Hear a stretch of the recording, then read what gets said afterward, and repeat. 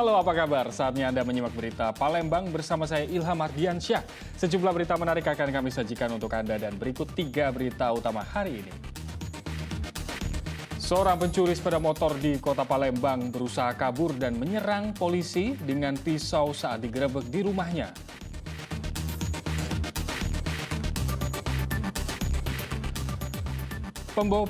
Komplotan pembobol rekening bank ditangkap di Treskrimum Polda Sumatera Selatan. Mereka beraksi dengan modus menyebar link melalui pesan singkat.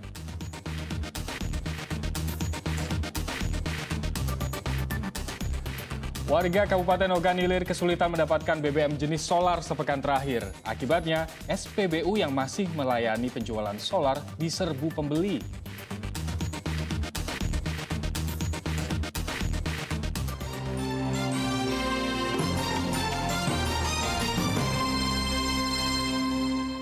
Kita ke informasi pertama, penangkapan pelaku pencurian sepeda motor di kota Palembang terjadi begitu dramatis. Pelaku sempat berusaha kabur dan menyerang polisi dengan sebilah pisau saat dilakukan penggerebekan di rumahnya. Polisi terpaksa melumpuhkan pelaku dengan tembakan. Penangkapan pelaku pencurian sepeda motor berlangsung dramatis. Pelaku Sobri yang mengetahui kedatangan polisi justru kabur melalui pintu belakang rumahnya di kawasan Kemasrindo, Kertapati, Palembang. Polisi dari Unit Pidana Umum Polrestabes Palembang yang menggerebek rumah tersebut sempat melakukan tembakan peringatan. Namun pelaku menyerang petugas dengan pisau. Polisi pun akhirnya dengan terpaksa menembak kaki Sobri. Sobri merupakan pelaku pencurian sepeda motor yang kerap beraksi di kota Palembang. Dalam aksinya, pria berusia 26 tahun ini selalu mengincar sepeda motor yang terparkir di minimarket dan rumah warga. Saat dihadirkan di Mapolrestabes Palembang pada Kamis siang minggu lalu, pelaku mengaku bahwa motor hasil curiannya dijual ke seorang penada di luar kota Palembang. Pelaku ini juga residivis. Pada saat penangkapan memang dia melakukan perlawanan dan melarikan diri, sehingga kita lakukan tindakan upaya yang tegas dan terukur. Sempat memang dia membawa sajam. Alhamdulillah kita sudah segera diringkus oleh anggota. Dari tangan residivis kambuhan ini, polisi menyita barang bukti sebilah pisau yang dipergunakan untuk menyerang polisi. Untuk mengungkap semua kejahatan yang pernah dilakukannya, pelaku kini masih menjalani pemeriksaan polisi. Sementara atas perbuatannya, ia dijerat dengan pasal tentang pencurian yang ancaman hukumannya paling lama 7 tahun penjara. Dedi Ruwancam melaporkan dari kota Palembang.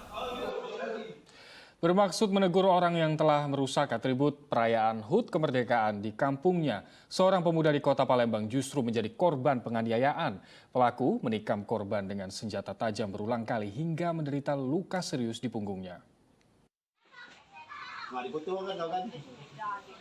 Raihan pemuda berusia 19 tahun, warga kawasan Jalan Kiai Haji Wahid Hashim, kota Palembang, menjadi korban penganiayaan oleh seorang preman kampung bernama Niko. Akibatnya korban pun menderita 3 luka tusukan senjata tajam di punggungnya. Kejadian bermula saat korban menegur pelaku yang telah merusak atribut perayaan Hari Ulang Tahun Kemerdekaan Republik Indonesia di kampungnya.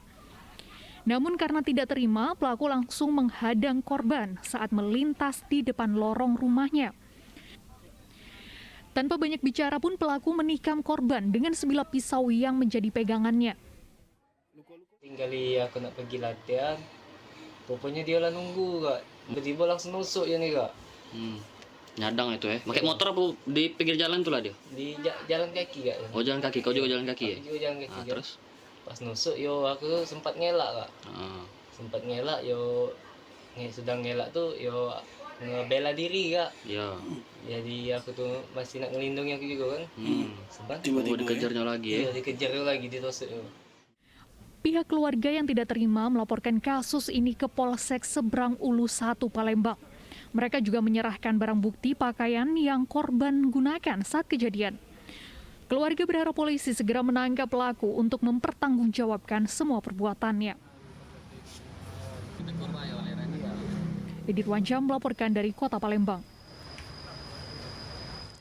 3 dari 6 anggota komplotan pembobol mobile banking dengan modus menyebar link palsu melalui pesan singkat ditangkap di Treskrimum Polda Sumatera Selatan.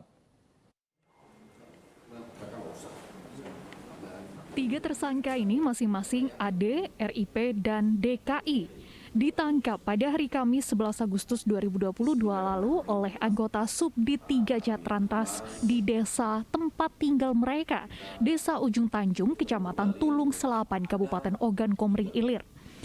Sementara 3 anggota komplotan pembobol mobile banking lainnya kini masih diburu polisi. Ketiga tersangka memiliki peran berbeda-beda saat beraksi. Tersangka Aldo berperan menyebar link secara acak melalui WhatsApp. Tersangka Riper bertugas memindahkan uang milik korban ke rekening penampungan hasil kejahatan. Sementara tersangka Dwiki berperan sebagai operator Bank BRI.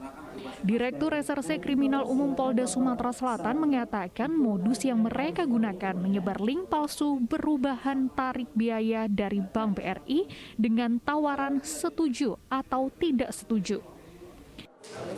Penipuan melalui SMS maupun WA yang mengatasnamakan pegawai bank yang menyampaikan bahwa itu mungkin mengenai poin dari operator seluler ataupun dari pihak bank menawarkan pembuatan kartu kredit ataupun perubahan tarif apapun itu. Ya, itu banyak terjadi sekarang. Nah, ini salah satu modusnya mereka yang di belakang saya ini adalah mereka menawarkan perubahan tarif transfer antar bank sehingga diharapkan tertarik. Kalaupun tidak tertarik, dimohon mengisi link. Ya, jadi link kayak link pertanyaan maupun link sebagai customer lah. Jadi seperti customer service akhirnya korban terperdaya untuk mengisi itu. Pada saat itulah mereka mulai beraksi dengan meminta atau mencoba untuk menjebol dari isi handphonenya itu, baik itu email terhadap akun rekening bersangkutan. Nah, muncullah OTP itu. Sementara itu tersangka Dwiki mengaku uang hasil menipu dibelikan untuk handphone, makan, dan membangun rumah. Jadi dari setiap rekening yang kamu kuras itu kamu dapat berapa? Tidak tentu juga. Paling besar berapa? Yang paling besar itu 200 itu. 200 apa? 240 Juta. Nah, 245 juta. Satu rekening itu. Sudah ada berapa rekening yang kamu bobol? sama aku dulu baru. Sama kamu 2. Yang ini Beda lagi. berapa rekening, Dek? Satu uangnya untuk apa, Dek? Ini satu rekening juga. Sama 240 juta kan? Beli handphone, Iya. beli sepeda motor, bangun rumah. Oh, rumah ya. Bangun masjid itu, Dek? Jadi kamu 3 ini komplotan bukan? Satu kelompok. Atas perbuatannya, ketiga pelaku dijerat dengan pasal 378 KUH Pidana dan pasal 372 KUH Pidana atau Undang-Undang ITE dengan ancaman pidana penjara selama 4 tahun. Yonora Ihrom melaporkan dari Kota Palembang. Polisi meringkus 3 dari 5 komplotan begal sadis yang kerap beraksi di kawasan Tegal Binangun, Kota Palembang. Para pelaku beraksi di jalan sepi dan tidak segan-segan melukai korbannya. Ketiga pelaku merupakan residivis dengan kasus yang sama. Ketiga tersangka masing-masing bernama Dodi Harmoko, April Sariwan, dan Terdi Pratama. Mereka digelandang polisi ke Mapolsek Pelaju. Mereka adalah 3 dari 5 komplotan begal sadis yang kerap beraksi di kawasan Tegal Binangun, Palembang. Warga sekitar pun menjadi resah atas ulah komplotan ini. Dalam menjalankan kejahatannya, komplotan ini kerap melukai korbannya. Mereka mengincar pengendara sepeda motor yang melintas di jalan sepi di saat malam hari. Di bawah ancaman senjata tajam, korban diminta menyerahkan harta benda miliknya. Berdasarkan catatan polisi, semua pelaku merupakan residivis kambuhan yang rata-rata baru keluar dari penjara. Baru keluar selama 6 bulan. Kemudian Apri, residivis, baru keluar 1 bulan. Kemudian DPO atas nama Acol dan Andri, itu residivis 365 dan baru keluar 1 minggu. Dan tempat mengancam dengan senjata tajam ya? Ya, jadi ke-5 pelaku ini menggunakan senjata tajam jenis seperti ikat pinggang, tapi tajam. Polisi saat ini telah menyita sejumlah barang bukti termasuk sebuah besi yang dimodifikasi menjadi senjata tajam dan 3 unit sepeda motor yang dipergunakan saat beraksi.